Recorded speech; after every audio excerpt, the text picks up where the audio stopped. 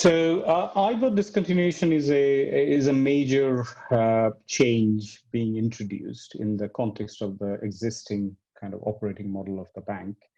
And I will approach this question from the point of view of model risk management. So my background is that of a quant, and I look after specifically portfolio models around risk and capital and P&L attribution and stress testing and so on.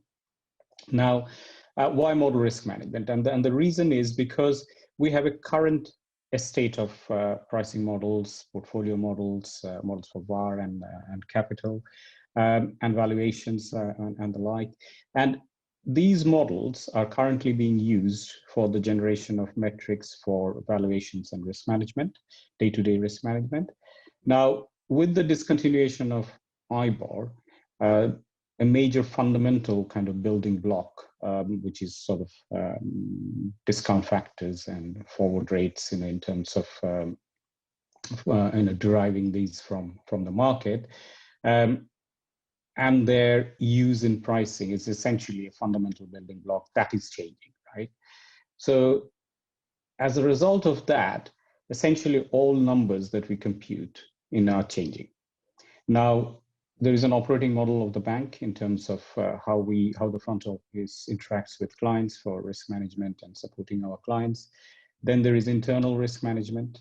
There is finance functions, we're responsible for our P&L and management of the balance sheet.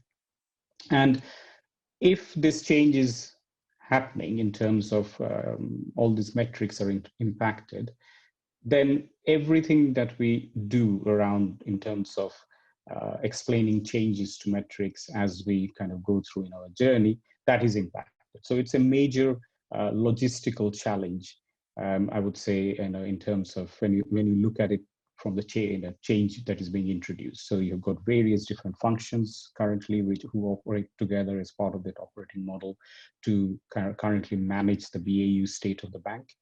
And then into that, this big change is being introduced. So from a question of around what banks should be keeping an eye on, I think the broader piece fits in with, how do you program manage this major transition? How do you have a clear view of how each area operates, and how do they what are the interrelationships between each other? And how do you then make sure that if there are sequencing needs required, and a specific example is, as a quant, we are working on, round the clock pretty much on building the new products, building the new models in order to support our traders and our clients. But the work that we do have then to be validated by our companion teams in risk. And then likewise, their work might need to be validated by somebody else. So it's a chain of activities which have to happen. And in order to kind of meet the deadline and complete everything that we need to do from an internal governance perspective as well, you have to make sure we have to finish our work, then other teams have to finish their work. And it's this sequencing is an extremely kind of important thing. And from the question around what should be people keeping an eye on, I think it is this thing which needs to be managed very, very closely. That are we all tracking to our deadlines, and especially those handovers between different teams and the responsibilities of different teams. So as in my team, I need to be fully aware that once my work is finished, somebody else's work starts. So how do we make sure we also facilitate those teams as well? And in my own planning, I take that into consideration, that and if you find, as would normally be the case always, that certain things would go faster, certain things would go slower, and it is really about working with your with those other teams so that we all collectively keep an eye on the deadline and make sure we plan between ourselves so that very well, such that if we are kind of going to be late on something, then we can revisit the plan and reorganize so that the final deadline is not affected, but internally we sort of manage it better. and replan. So that's what I would say a key activity which is continuously needed to have a close lens on how each team's activities are progressing.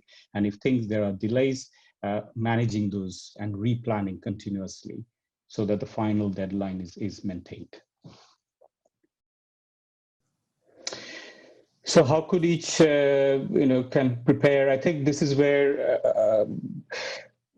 what needs to happen, or should have already happened, because if people are starting now, it's obviously too late, is to have a very good handle on the operating model of the bank in terms of how does that bank actually operate, in terms of supporting its customers, and also in terms of its own internal kind of risk management and day-to-day activities.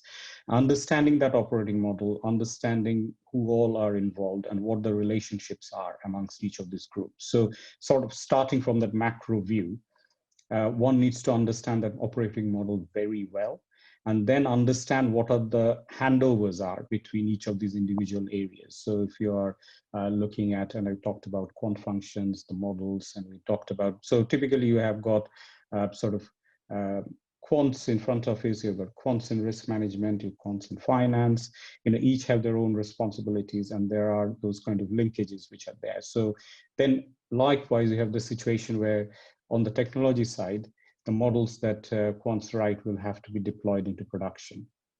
So making sure that you have that view of the operating model that we have, the current operating model. And remember, the operating model itself is not changing, right? But what is changing is a big change is being introduced into this operating model. And therefore, from a program management perspective, having a clear visibility of this operating model and building out a plan where how does that sequencing, the relationships and the sequencing of activities is the critical part of it. And once you have that framework, then providing the relevant support to these different divisions in terms of what do they need in order to make their own changes in their areas of the operating model, or what needs to come out from those areas and help facilitate those things in those handovers, in those data transfers. There could be regulatory submissions which a team has to make. So you have to make sure other teams who have to provide data or information to that team, those things are actually also put onto a big plan, that is extremely crucial. And then of course you need to have the governance framework, the senior stakeholder bodies, the working groups that have to be put in. Again, these should already have been done, and I'm expecting every bank to have already put this framework in place. And it is really making sure that that framework has been designed properly.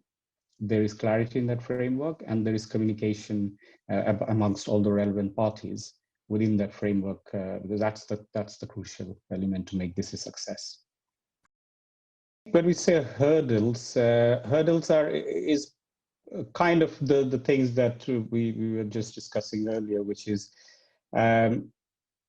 making sure that those synchronizations between is happening properly across the teams, right? This is a major change, as we all know, and there is a lot of people who are involved into sort of working through all of these things.